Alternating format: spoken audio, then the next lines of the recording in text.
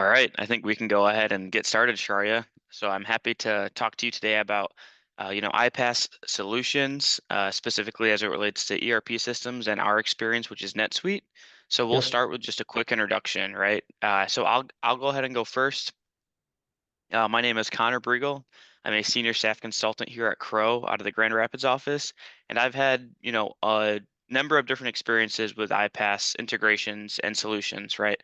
I've been on implementations that have used Dell Boomi, Jitterbit, Workato, and I've also touched the Celigo platform as well. So I'm excited to talk today about, all those platforms, and not only that, but also the gaps that iPaaS solves as a whole. So I'll let my great colleague Sharia share his quick intro next. Thanks a lot, Connor. I am Shaurya. I am working as technical specialist at Crow for past almost 2 years now. Today, the topics we will be touching are regarding iPaaS and its features. So, I think the first question that pops up in our head when we listen iPaaS is what it is. So, Starting with the full form, iPaaS is Integration Platform as a Service. So the iPaaS is nothing but a glue that acts between two systems and two softwares to share the data, to do uh, data migration and all that. iPaaS systems are generally service-based operation so that the clients need not worry about the underlying infrastructure of the system. The iPaaS experience which I have is majorly on Jitterbit, but I do have some iPaaS experience with Celigo as well. So for today's session, we will be majorly when we will be talking about iPaaS, it will be majorly regarding Jitterbit. Yep. All right, Sharia. Yeah, thanks for sharing that. Yeah, so this will be like a collaborative, session between Sharia and I. So yeah, that's those were our introductions. I think we'll go ahead and dive right into our first like discussion topic where we discuss what iPaaS is, which Sharia has already, kind of explained. So Sharia, if you want to go more into that, I would be interested to know, your thoughts about what iPaaS is, and maybe I can share mine, and we can kind of go from there. Yep. As I previously mentioned, iPaaS is a midway between two systems to exchange information. Generally, people use this kind of service when they want same records between two different systems, but they want to reduce the manual hassle it brings with it. So anything manual where we want to share data between two systems can be handled by an iPaaS. We just need to configure the endpoints, set up the iPaaS, and once it's up and running, we don't need anyone to look into it. It will do its job automatically. So that is the main reason why iPaaSs are so much booming in the market right now. Uh, as for what are the different types of softwares that people like to connect with an iPaaS? So the major examples would be ERPs like NetSuite. Connor and I, we both have worked previously in a project where we have implemented an iPaaS. It was a NetSuite to Salesforce integration where we were taking data from NetSuite, making records on the Salesforce, and vice versa. iPaaS services, ERP and CRMs like NetSuite and Salesforce generally use iPaaS because uh, it is a low code approach. The basic integration which someone generally makes in NetSuite or CRM environment are that of scripting. They script the API, make the endpoint connections, and everything is done through script. So it's a very lengthy process, and we have in that case we have to worry about the infrastructure that is involved with that script, the architecture which script follows, and all that. But Yeah. if we switch that process to an iPaaS, that's not the case, right? We are simply taking data from our source endpoint, processing it, modifying it the way we want, and then sending it over to our target endpoint where the record or whatever we want is made. So I think Yeah. that's about it for the introduction of the iPaaS. Let's go ahead with the next topic then. Yeah, yeah. Thanks for sharing that, Sharia. And I'm sure we'll dive more deeply into those, topics that you discussed. Yep, Yeah, I was itching at myself to ask questions to you there, to dive more deeply in, but I know this is just the introduction. Um, yep, yeah. So, like Sharia mentioned, there's pros and cons, to iPaaS solutions, which is, what we're going to talk about. There's also, key points that we're going to talk about when creating integrations and how businesses really see the value in using iPaaS and what gap or need that the iPaaS solves. And I know Sharia already touched on, some of that in the introduction.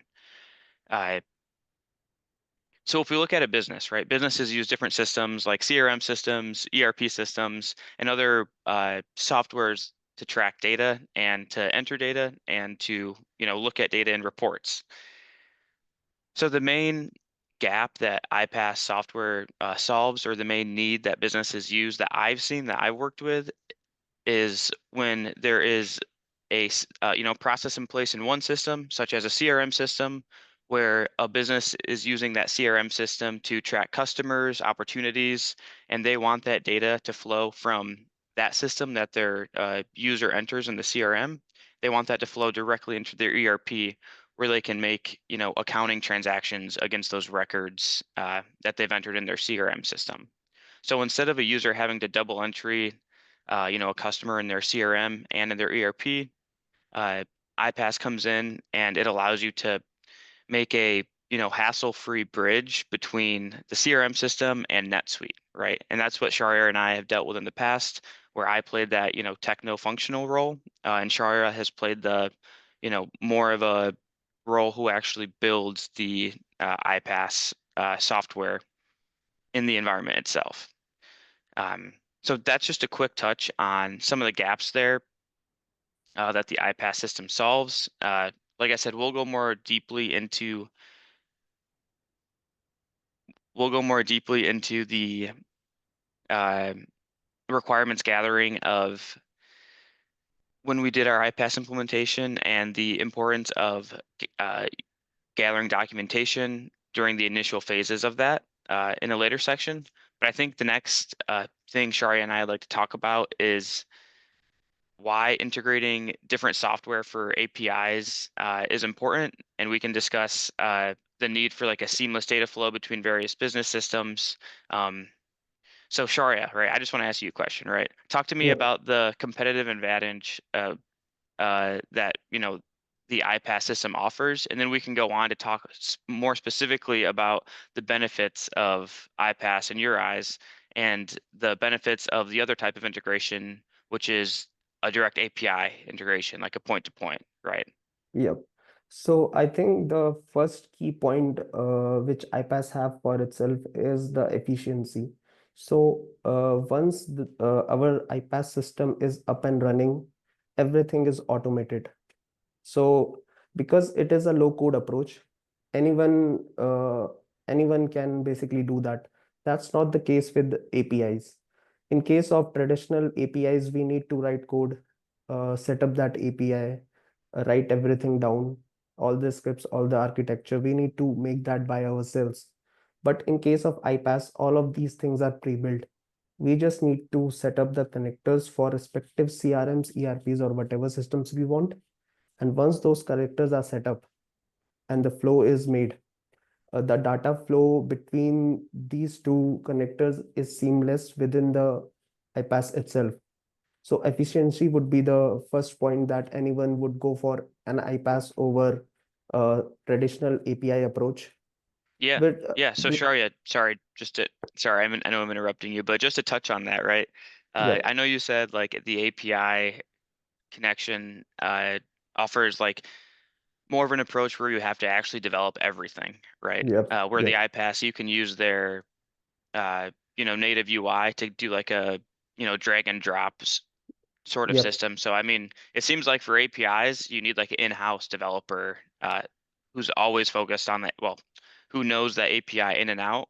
and really good documentation to put that knowledge transfer in place if they were to ever leave. With iPaaS, it's my understanding, and I think Sharia and I have seen this where you can go in and you can see the iPaaS workflow that's been built, and a new person can pick that right up without having many years of coding experience whatsoever, and they'll be able to make changes in the integration and map fields from the CRM system to NetSuite without having any knowledge of coding or uh, any in-depth knowledge of developing it itself. So yeah, I just wanted to interrupt you there and make that point because that's what I noticed Yeah, when you were talking. exactly. That's right, Connor. For an traditional API approach, you would need a set of developers working on that. Whether as in case of iPaaS, even clients themselves can do the basic task of just dragging and dropping, and some basic modifications they can do that themselves. They need not to know how to write a script or anything. So yeah, that's a very big plus point, if you ask me, Connor. Next thing I want to talk about is the potential cost savings that one can achieve by automating the workflows. Right. So if we have iPaaS up and running, everything is automated. We just need to check once in a while for the errors that we receive, and we are good there. But that's not the case with API approach. With API and scripting approach, there can be any runtime or syntax errors in the script that may cause issue once they are up and running in the production. This is one more thing that we will never have to worry about in iPaaS, because so much because coding is so limited there. So these kind of errors will never happen. So another benefit to iPaaS solutions, as Sharia I think touched on earlier as well, is scalability, right? Which is if one client knows they're going to grow a lot in the future, and they know they're going to need to add on to the integration, either because they're adding a new subsidiary or they're adding new workflows within the integration. iPaaS really gives you that benefit because you don't have to have a huge knowledge of coding, like I was saying, to go in and make that change. All you'll have to do is do a little bit of testing in a sandbox environment. Once you add that new workflow or you add that new subsidiary in the iPaaS iPaaS UI itself, and then you'll be good to go, right? In the API point-to-point integration, you'd have to develop all the code, and you'd likely have to rewrite some of the old code uh, to make the new subsidiary and new workflow work within the whole integration, right? So that's a one point where iPaaS really shines. Yeah, sure. Yeah, feel free to interrupt me if you have anything to say. Just jump right in, because I know you might have some good points here. But Yep, yeah, I agree with you, Connor. These things comes in handy with an iPaaS. Because in a script, if you want to change anything like a hard-coded subsidiary or whatever, as you were saying, we would need to open that script up and change the things in that script itself. Whether in the case of iPaaS, we can simply change it through UI. So its ease of use, I think, uh, is the best point that iPaaS have over the traditional API integration. yeah. Okay, great. Yeah, I think we discussed a lot about the benefits of iPaaS and the cons of an API web service. So I think just to sum it up, we talked about the ease of use, like Sharia is saying. Like how we don't need a developer for an API or for an iPaaS, but you need a developer for an API. The scalability, right? How we're allowing multiple subsidiaries to be added, easily through an iPaaS. It might be a little bit difficult using an API. One other thing, I guess, to keep in mind, these aren't necessarily cons, but with an iPaaS, you have a subscription fee, right? iPaaS softwares like Jitterbit, Celigo, Workato, they all offer a subscription fee, which Sharia, I think, will break down the pricing more specifically in a later topic. So, uh, yeah, iPaaSes offer a subscription fee where API integrations, it's more of like a one-time setup fee that you'll need to constantly maintain, right? Um, and also with an iPaaS software, there is still that one-time implementation fee. But once you have it actually implemented, it is really straightforward to maintain and to add on as you grow. So I just wanted to call that out as well, as we were talking about the benefits Yep. from iPaaS to API integrations. Yep. So, I agree with you, Connor. So good. with iPaaS, I think, and with iPaaS and API integration, the thing is you need to decide which one to vouch for. Let's just say you just need to build one integration between two environments. For example, in our case, we can take Salesforce and NetSuite. Suppose you want to make a Salesforce opportunity into a NetSuite sales order, we can simply achieve that using an iPaaS, but getting a iPaaS subscription or license for making just one integration, it's not viable. So it's better to go for traditional API integration in those cases. But for the other cases where there will be much more integration endpoints, you will be bringing much more data. It will be large volume of data, and scalability might be issue. In those cases, iPaaS is clear cut winner for me, Connor. Uh, Yes, that makes yep, sense. Yeah. yep, So yeah, uh, yeah, go ahead, Sharia. yep. And as previously mentioned, web services or API, they are also very code heavy. Uh, Even though they don't have any subscription fees in them, but they do use something which we call concurrency in NetSuite. Uh, Concurrency is nothing but basically uh, a point endpoints which web services can use in a ERP or CRM systems. So it's not like that API, traditional API integration is free. It depends on how much concurrency you have. So if you have less current concurrency and you are opting for API integration, you will have to buy more concurrency from your respective ERP and CRM. So it really depends on what your requirements are, and based on that, you should decide whether you should use iPaaS or API web service. Yeah, thanks for sharing, Sharia. Uh, so I think that leads us into our next topic, which is discussing more about, the specific softwares that we've worked with. Uh, I know we mentioned Jitterbit, Dell Boomi, Celigo, Workato, and then an API direct connection. So I know Sharia and I both worked on a larger Jitterbit project recently, and that was between Salesforce and NetSuite. So I think I'll just talk about, our experience. I'll let Sharia talk about his experience, and then we'll talk about the other softwares like Dell Boomi and Celigo as well. So that Jitterbit project as a whole, it was, like I said, from Salesforce to NetSuite, and there were a multitude of different integration flows using an opportunity in Salesforce, using customers in Salesforce, and items. And there were more than that, but that's just to give an example. And all of them were integrating into NetSuite real time as NetSuite customers, NetSuite sales orders, and NetSuite items, right?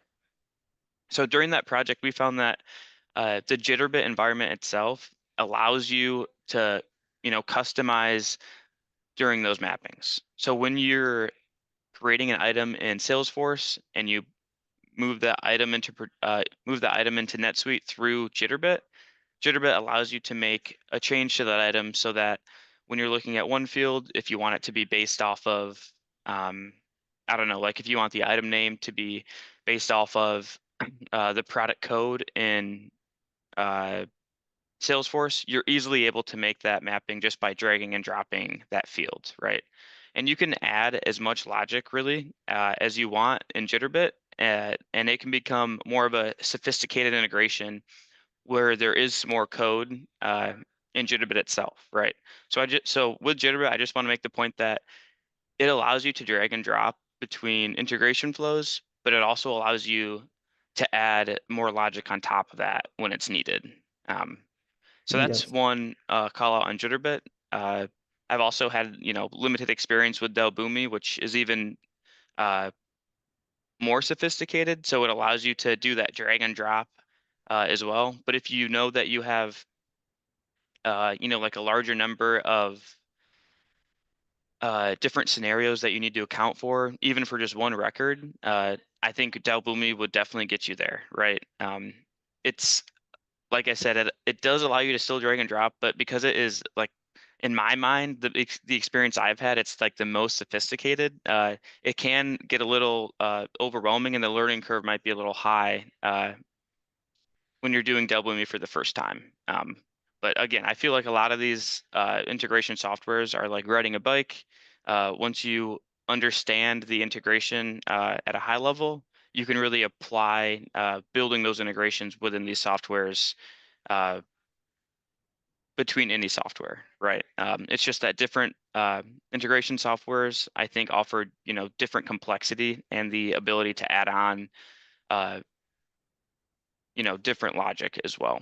So I'll Yep. let Sharia go ahead and discuss his experience, right, on Jitterbit. I don't know if you have I like a, similar example on Jitterbit, or even if you have an experience on an API integration you want to discuss. Yeah, go ahead. Yep. First of all, I'll agree with you, Connor, because from the start of this session, we are talking about how API requires code and how any other iPaaS is a low code solution to that. But low code does not necessarily mean no code. There is coding involved in Jitterbit or in any other iPaaSes which we use. That coding can do some very complex calculations in our iPaaS platform itself. So there is no need to worry about complex scripting because that is also possible in all of the iPaaSes. So along with the no code approach, you also have an option to write code and do complex calculation in your iPaaS itself. You do not need to write a script elsewhere and then upload it in. So this is also one of the benefits that we get from iPaaS. And as for my experience, I would say recently I have worked in an API integration for a client, and they were connecting NetSuite with the PalTracks. PalTracks is nothing but a management software. So it's like a CRM. So we build a traditional API integration using NetSuite RESTlets. So it necessarily just boil down to how much concurrency we have and how many integrations we can run at one time. So this is the limitation that I found the traditional API integrations have. The another limitations which I have was, so if anything errors out, if and due to data issue or anything, I'll have to go and open my Restlet script to check what is wrong, what went wrong, and what are all the logs that I'm getting, and do all that. But with iPaaS, that necessarily is not the case, because you can simply check, okay, this field is not properly transformed, modified, or not properly aligned with the data I want. You can just work on that and it will be fine. Whereas script, it's more time consuming because you have to read the script and find it where the issue is. So this again uh, works that iPaaS is also better in this case too. I don't have any other work experience with API, traditional API integration, but Connor and I do have the Jitterbit experience. And I think the Jitterbit experience in itself was seamless. Once our flows were up and running, there were not necessarily any errors that we were facing. Or it just depended on how much data we are getting. So the limitation which some iPasses like Jitterbit may have is that sometimes the connectors have a limit on how much record they can accept when they are the target. In Jitterbit, that limit is 100 for NetSuite. So we had to do a chunking uh, process where we divided our data into many different parts of 100, and one by one we send those chunks into NetSuite. And the feature for doing this chunking is by default built inside Jitterbit. So we had We never needed to do anything else to counter this problem. Yeah. Yes, yeah, sure. Yeah, I remember that during the project. Yeah, that was a, big thing, right? Yeah. Yeah. And that's going to be one of our key points, right? I know when we uh, talk about implementing iPaaS softwares, as far as an implementation standpoint, it's really important to have solid documentation, especially on like the mapping between, your record, your source record to your target record. If you do not have good documentation on that, uh, you will find it difficult to build the integration, and you'll have to constantly go back to the client and ask simple questions, which is not really how you want to run the integration. And on top of that, what Sharia is mentioning, it's super important to ask the volume, right? Yeah. That we'll be understanding, right? So like he said, uh, if we're talking about hundreds and hundreds or even thousands or tens of thousands of records happening, we'll have to talk about these solutions like chunking because in this example, Jitterbit can only send to NetSuite like 100 records is, I believe, the right term at a time, which is why Shari is talking about chunking. But yeah, I just wanted to call that key point out that Shari is mentioning. Shari, yeah, if you have anything else you want to mention during your Jitterbit implementation, please let us know. I know we had a lot of fun on that project together. Yeah, Yeah. and then I think I'll go ahead and talk about Celigo and Workato very briefly when you're done with that. Yes. So I agree with you, Connor. I think the first challenge which you and I faced was the documentation. So it is very, very important. I can't stress this enough. Building a documentation around your iPaaS architecture is very, very important because if you don't do that in future, you might again come back to the iPaaS, look at all the flows, and you don't know what is working and what is not, what is flowing, and how it should work. You just don't know that at that period. So keeping documentation of everything you do over an iPaaS is very, very crucial to whole process. And the other thing which I would like to focus on is try to make workflows as less sophisticated as you can. Try to keep it as simple as you can, because with iPaaS things can quickly pile up. Like you have one workflow, right? And you want to add some more features or some more complexity to it, so you write code, but that code is not efficiently written. So it might take much more time for that iPaaS to process that part of record. So efficient coding is a must when we are using an iPaaS, I think, because without that, every record is going to take more time than it should, which will, at the end of the day, will cost us inefficiency and the time. Definitely, Shreya. Yeah, thanks for sharing. And I think we'll sum up those key points later in this call when we get to that section, but just super important to call it out now. So yeah, thanks for sharing. So we talked about Jitterbit a lot. I briefly talked about Dell Boomi, how it's, in my mind, the most sophisticated. If we talk about, oh, and then Sharia also talked about the API integration that he had, which Yep. is great. I think the two other iPaaS softwares that are out there that I have dealt with are Celigo and Workato. Uh, these two integration softwares, in my mind, are they're the most ones that I think you can quote unquote plug and play with, where you go into the project, you know exactly what you need to build, an integration between, ADP I've seen and NetSuite. Uh, you can just drag and drop directly, and they're essentially, in my mind, the least sophisticated, right? They're the easiest to learn, the easiest to pick up, and plug and play with those iPaaS softwares. I said previously, it's like riding a bike. Once you do it once, you're able to do it again very easily.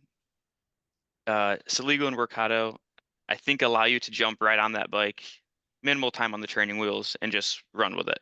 Um, so I don't have a crazy amount of experience with both Celigo and Workato, but I can say that I have seen an integration from Salesforce into NetSuite using Workato, and it went pretty well.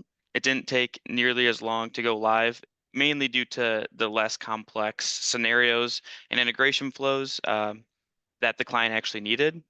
So I think Workato was a good choice in that instance, and we were able to get them live within a few months um, from the integration using Salesforce and NetSuite. Similar, we have a client that uses Celigo to integrate their payroll from the ADP software into NetSuite, and I haven't seen many issues with that. But just wanted to call out that those two softwares really allow you to get up and running quickly with minimal sophistication, and uh, it allows you to like read and implement those integrations a little bit quicker, I think, and easier than Jitterbit and Dell Boomi. But don't get me wrong, all like each software has its benefits. Like Jitterbit and Dell Boomi allow you to do a little bit more customization uh, if you have those a little bit more complex scenarios. So I think that can lead us into our, next discussion point where uh, I'll let Sharia talk a little bit more about the various connectors available in iPaaS. I think he already talked about those when he Yep, mentioned the concurrency for the API, and then I'll let him also, I'd just like to get his opinion on the error handling. Uh, I know that we've seen the ability to use an SMTP server for error handling, and I think Shari has some more experience on that, so I'll let him do a little bit more of the explaining. But I know in iPaaS solutions, Shari already briefly touched on this, but error handling is, kind of a big topic there because you need to understand if an error does happen, how to get notified, and that notification must contain the right contents in order to read and then resolve that error. Um, yeah, okay. so Shari, So take it thanks, away. Pana. Yep. Yeah. So, talking about the connectors in iPaaS. So, all these iPaaSes have various inbuilt connectors in them for major softwares like NetSuite, Salesforce, SAP, Dynamics 365, ServiceNow. For all these major softwares, there are pre-built connectors in our iPaaS. We can simply connect to them using tokens, which these environments give. And let's say if we want to connect to a third party API, which does not have any connector available over an iPaaS, we can also do that using an API connector. We can simply enter our API connection in that connector. And once the connection is set up with all the authentication and passes, we would be ready to use that API connection even without having a pre-built one. So that's it for the standard connections. There are other standard connections which we can use, like SFTP and FTP connectors to retrieve and drop files for our integration. So let's just say right now we are using an iPaaS, but we don't have any APIs left for that iPaaS to hit, and we don't want to get increase the subscription fee by getting more proxy APIs. So what we can do in that case is set up a SFTP server. We can keep our source data on that SFTP server and do a scheduled sync in our iPaaS, in which basically we are grabbing that data every 15 to 30 minutes from that SFTP server. And once that we have grabbed that data, we are processing it, making it into uh, a record over in our system, and then simply wiping that up from that SFTP server. As for error handling, most of the iPasses comes with a feature for error handling where we can send an email to the user if an error is encountered. But in order to do that, we would need a SMTP server connected to that email. The other workaround which we can do for errors is also SFTP server. We can simply collect the error files in an SFTP server and then work on them later on. So these are the processes which we can use to get notified once error occurs in our iPaaS and rectify them as soon as possible. Yeah. Yeah, sure. And I know we've seen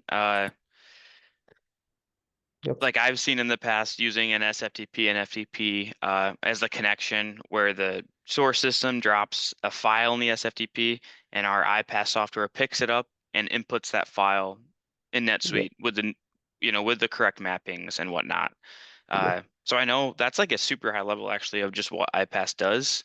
Uh, I'll let Sharia explain a little bit more of a technical slash functional example of, how, for instance, a Jitterbit software would work. So Sharia, could you like Okay. pretend I'm a new client and you're like demoing Jitterbit or something? Just give me Yep. like a, couple second rundown. Just curious here about how like a Okay. Jitterbit project would work. Yeah. Okay. So, in order to start with a Jitterbit project, we simply need access to our Harmony environment. And once we have that, the first thing we would see at our home is create new project button.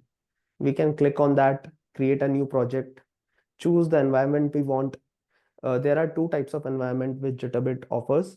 One is a sandbox environment, which is the test environment, and another is production. It is highly suggested that we first make all our flows and workflows in the test environment and later move them to production.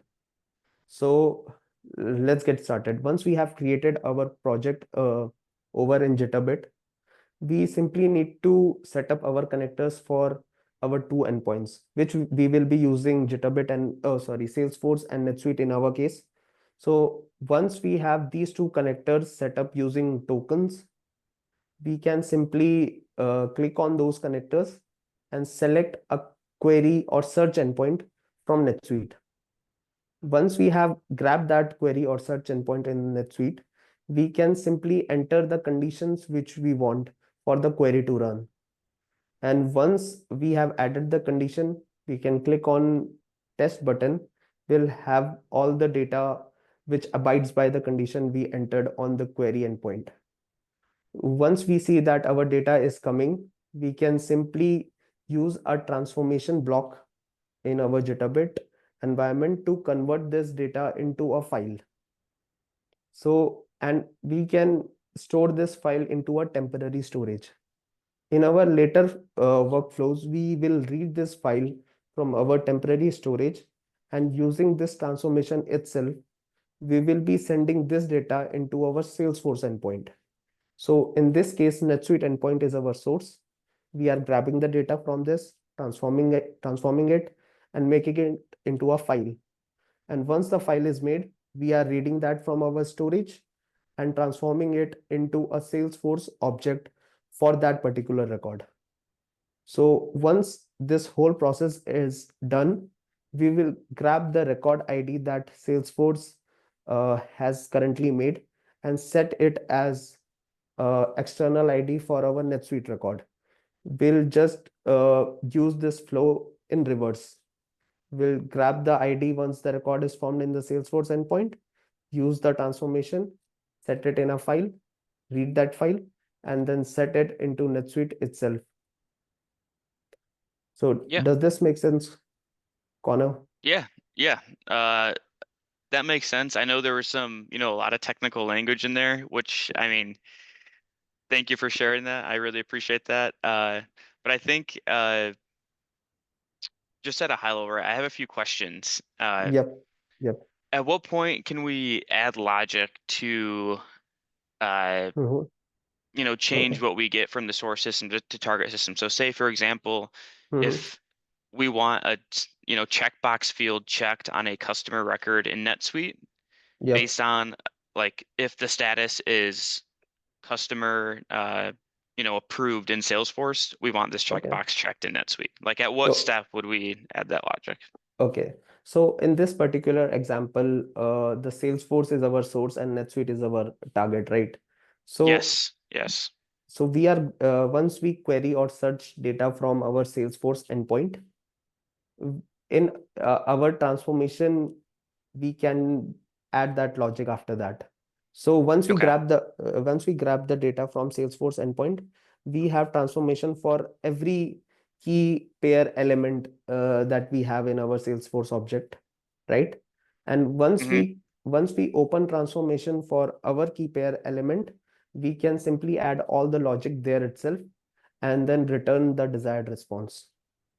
Okay.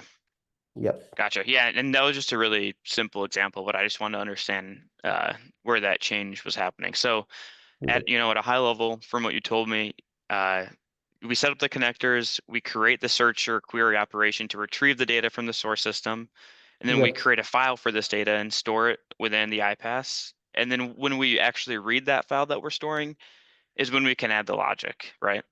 Yes. Okay, That. Yep. gotcha. And one more thing, the examples which we have talked about up until now are the ones where we are querying or searching data from an endpoint.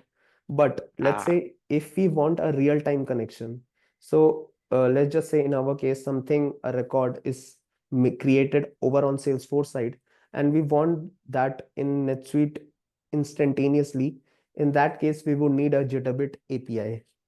So for that, we will configure a Jitterbit API, and once we have configured our Jitterbit API, we will simply send our payload from Salesforce into that API.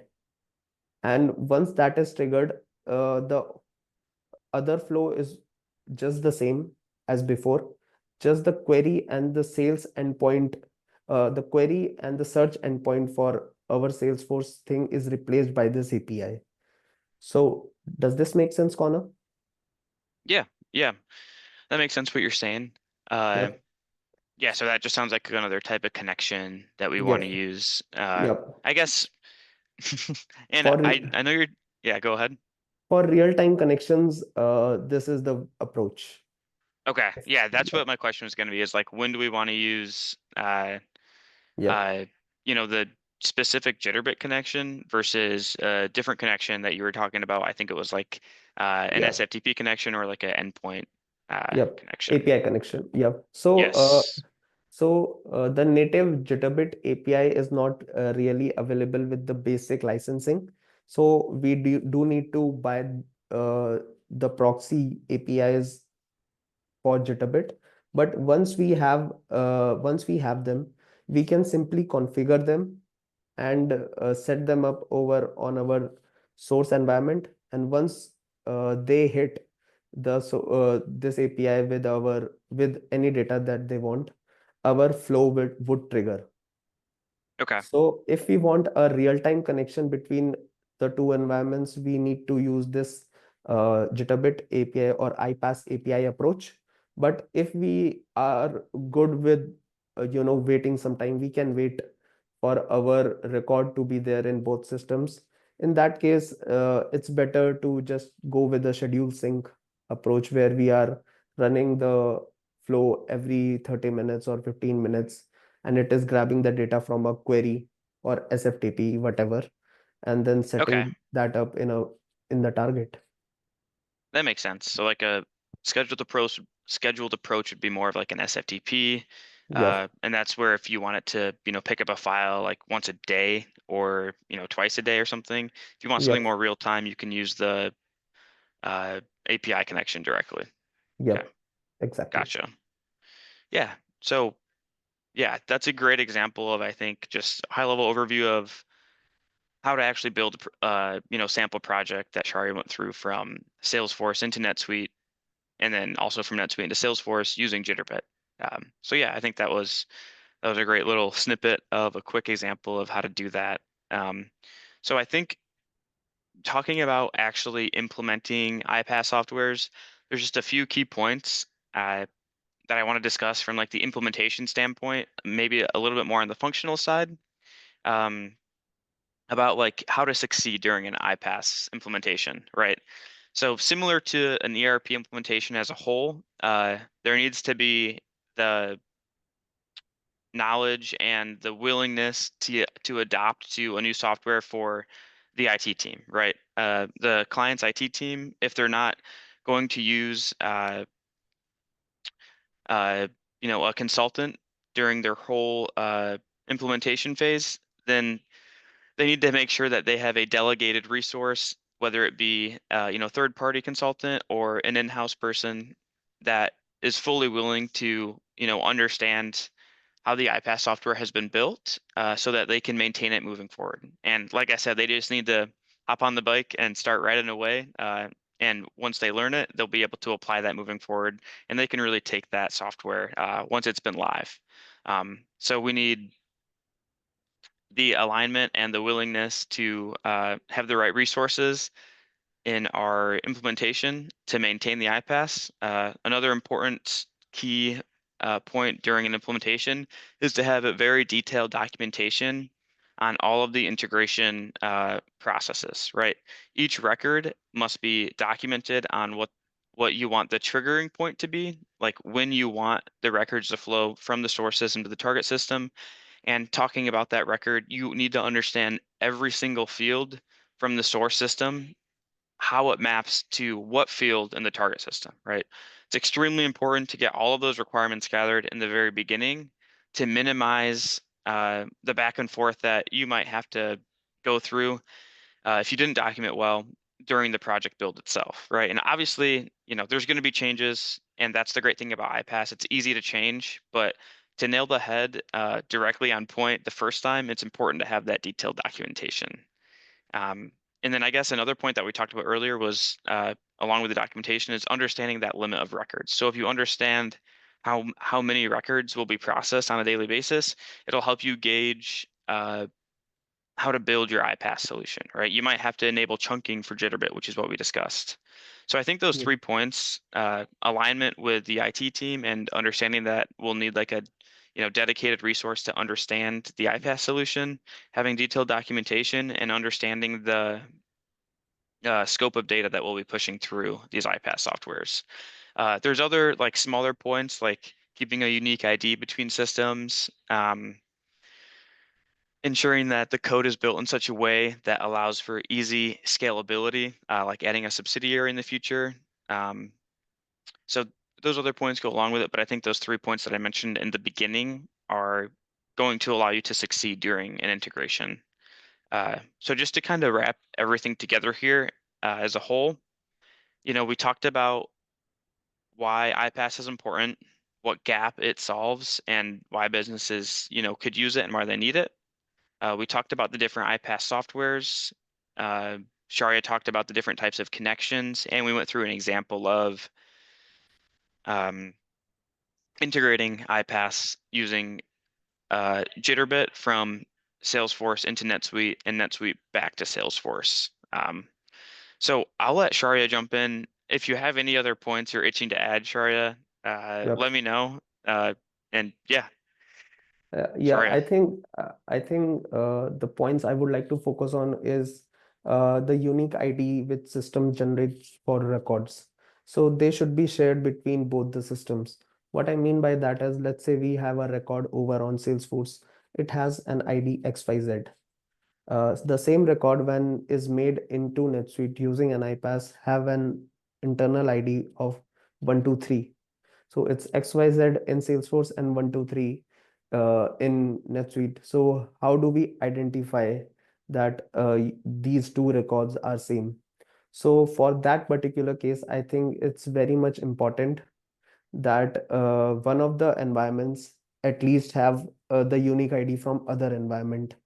It would be better if both of them have unique ID from the other environment, but at least one of them should have that unique ID.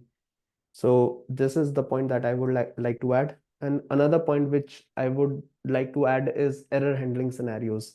So one cannot make a iPaaS workflow without a proper error handling process, because if we don't have that, and let's say we have a schedule sync using SFTP or whatever, and if we don't have the error fixation or the error handling process in our hands, we might lose out on that data.